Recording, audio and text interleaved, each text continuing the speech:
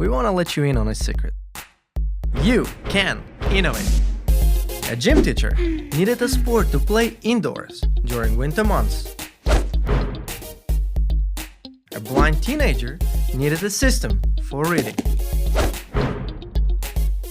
A student kept forgetting his flash drive. Notice a pattern? Innovation often starts with real people solving their own problems, innovating for their own use. This is user innovation. Believe it or not, it's all around you. Sports, medicine, software, food, you name it. But how do you become a user innovator? How do you get your idea out into the world? To answer these questions, we'll take a look at real-world examples. Interview people like you who solve their own problems. And meet MIT Professor Eric von Hippel, who pioneered the study of user innovation. My name is Eric Bashmov, and I invite you on a journey to explore the phenomenon of user innovation. This journey starts here.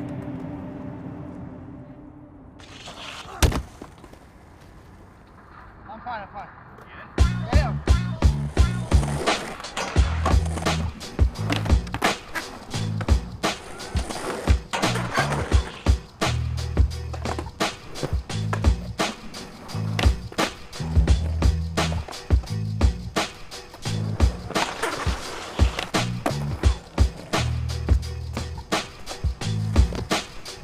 For those like me trying skateboarding for the first time, this can represent pain. But forget the pain and you realize that this is a meeting point. A meeting point of our human desire to try new things, have fun, and share it with others. This is a great metaphor for innovation.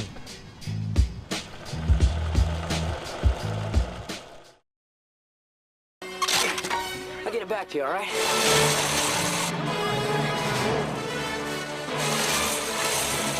Wow, look at him go! We don't know who invented the first skateboard, but skateboarding as we know it today evolved from surfers in Southern California in the 1950s. They built simple skateboards, basically just 2x4 planks with wheels, and skated when waves were flat to get the sensation of surfing. As surfing grew in popularity, so did skateboarding. Manufacturers picked up on this. In the early 60s, they started mass-producing boards and holding competitions. But there was a problem. The clay wheels wore down quickly and were so stiff, every time you hit a pebble, you went flying into the air. People got hurt. Parents got up in arms. Skateboarding started being banned and almost died. Enter Frank Nasworthy, a teenage surfer and skater from Washington, D.C. One day, Frank was at a friend's house. The friend's dad made urethane wheels for roller skates. Frank thought, hey, this might work on my skateboard, and Frank gave them a try. The ride was unbelievably smooth, had better grip and control. Frank liked it so much that he grabbed his friends, ran to Toys R Us, and bought all the skateboards they could find. They spent the rest of the summer skating around DC and rocking their new wheels. Love of surfing later brought Frank to California. There, he saw that skateboarding was still going strong among surfers, but they all still rode on clay wheels. Frank realized others would want his urethane wheels. Cadillac Wheels was founded. Frank's seemingly small contribution was a catalyst that took skateboarding to new heights.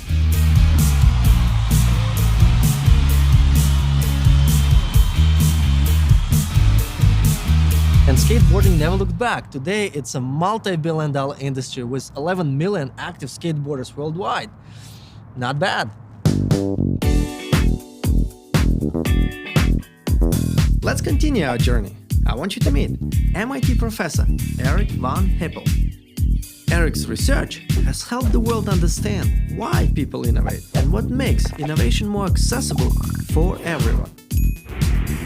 I first met Eric when I was a student at MIT.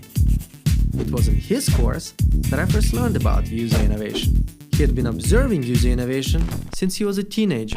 Eric's father was also an MIT professor, so Eric would spend a lot of time at the institute. As a young inventor, he liked picking his head into labs and asking questions. He discovered that engineers designed and built their own tools to solve novel problems. Manufacturers didn't even know that these problems existed, so the engineers had to create the tools themselves. That memory stuck with Eric, and he later dedicated his career to understanding and teaching user innovation. Eric! Dean, Just nice to great see you to again. see you. Yeah, pleasure. How was the class? Well, it's the same one you took when you were here 4 years ago. It demystified innovation for me. Yeah, And yeah. since that time, I've been on a bit of a journey investigating user innovation. I could tell you were really interested. Well, I just got back from the skate park. And you're still alive. My whole body hurt. It was fun. It was worth it. Great example of user innovation. Mm-hmm. But I do wonder, is this a rare example? Or is user innovation a widespread phenomenon? Oh, man. User innovation is huge. I mean, think of the definition. User innovation is when you create something to use it. Now, we all have needs, right? I mean, you run across this need and that need, and if it's really a severe need, you'll do something about it. Anytime anybody runs into a big problem and there's no commercial solution, you're going to get user innovation. So it's not limited to recreational activities such as skateboarding. It's a huge phenomenon, and it's across every phase of life. What are examples of user innovations that a lot of people would know about? Almost any innovation you could think of is user developed. I mean, from things like wheels on suitcases, that was a user innovation. When you look at the heart-lung machine, that's a user innovation. When you look at the World Wide Web, Wow. that's a user innovation. They developed the stuff, Completely new products. completely new products, like skateboarding was, Yeah. where the manufacturer would say, I didn't even know you wanted that. I didn't even know how to ask a marketing question about that. Oh my gosh, right? The reason that companies don't get involved more in innovation, a lot of it really is user innovation, is because they only want well-established big markets. And every market at the start Is uncertain and not small. established. That's right, exactly. So that's the story with skateboarding. In the beginning, I mean, the company would look at that and say, you know, those kids are crazy. There's just some beach bumps. Exactly, and there are only a few hundred of them, and who cares? Yeah. And then it grows to little do they millions know. and millions and hundreds of millions of people, and all of a sudden they say, yeah, that's a good thing to do. Correct me if I'm wrong, but it sounds like user innovation is a great way to start companies. It's a fabulous way. In fact, research has shown that 50% of the innovative companies founded are founded by user innovators.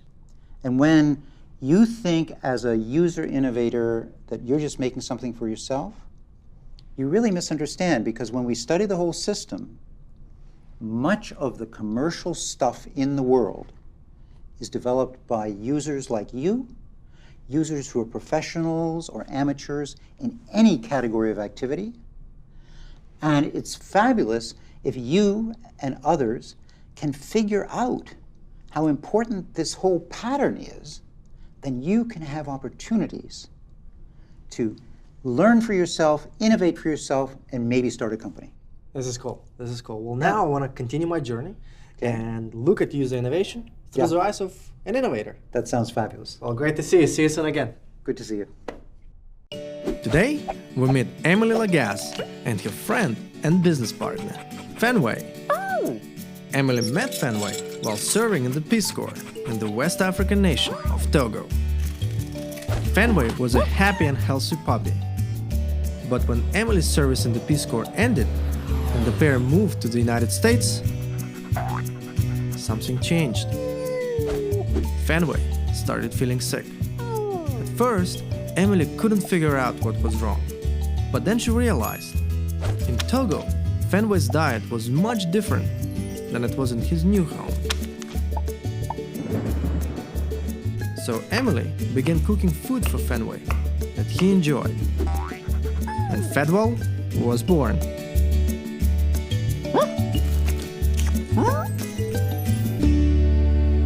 Hey Fenway, how are you, buddy? Fellow immigrant, how are you doing in this new country of yours? Why don't we? Ask Emily. What is Fedwell? Fedwell is a pet food based on home-cooked recipes made with real meat, fruits, and vegetables. All right. How did it all come about? Well, when Fenway and I came back to America, he got really sick here. He wouldn't eat for days at a time. He became really lethargic. He wasn't interested in a lot of the things that he normally would like doing. And I just became really concerned. He just wasn't himself. What was wrong? Well, when I started thinking about how healthy he was in Togo and how sick he became here, I realized the biggest thing that had changed was his diet.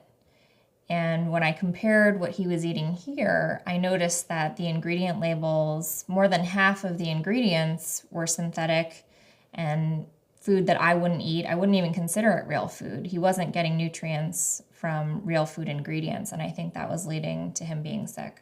There are so many specialty pet stores and natural is such a big trend. I'm surprised you couldn't find healthy food for Fenway. Yeah, and I thought all these foods that I was trying were healthy. I tried dry food, frozen food, dehydrated food. I went to different stores. I went to different vets. I asked a lot of different friends, and nothing I tried worked. So what did you do? Well, I was forced to solve the problem myself. And I created this product that I couldn't find anywhere else. And it started with all this research on dog nutrition and dog anatomy. And I took classes and I learned how to cook for him myself. Wait, you took a class to learn to cook for Fenway? Yeah. Did he improve? Immediately. You serious? Yeah. Wow. First of all, he was really excited about eating again. And that was something I hadn't seen in months. And when I started feeding him this diet of real nutrients, of real food, meat, fruits, and vegetables, he got his energy back and just became more of himself. He became that puppy that I had when I was living in West Africa. I'm really glad for Fenway. I'm glad for you. But I wonder, why didn't you stop there? Fenway got better. Problem solved. Why start a company? Well, in one sense, it was a solution because he was healthy, but I was still spending a ton of time every weekend shopping and cooking and freezing portions for him. And that was really inconvenient for me. And so I realized that I needed to merge the healthy attributes of a home-cooked meal with the convenience of a dry food. Interesting. And what next? In that time, I also spoke to a lot of neighbors and friends and family and realized that I wasn't the only one who wasn't happy with what they were feeding. And when I started talking to pet stores, I realized that they had a lot of customers who were also looking for better products. And that's when I realized that there was just a really big opportunity to bring a home-cooked recipe to the market. And in order to bring that to them, I really had to partner with a manufacturer and form my own company to do it on a larger scale. So essentially, let me understand, you discovered the importance of truly natural, healthy food. And at the same time, the importance of convenience, that matters too. And you put it all together, that's a Fedwell innovation. Exactly. Emily, what gives you the confidence that Fedwell will be successful? Well, I think who better to start a company than someone who lived through those challenges firsthand and really understands what the problems are. I was able to work through a solution, and I really am my own customer. I'm inspired, and I wish you good luck. Thank you. So, what did we learn here today? User innovation is huge. It happens because people discover unmet needs in their own lives. Others may have these needs as well. And because users understand their needs better than producers, they're in a great position to start innovative companies. But It all starts with solving a problem you have. so, what problem do you want to solve?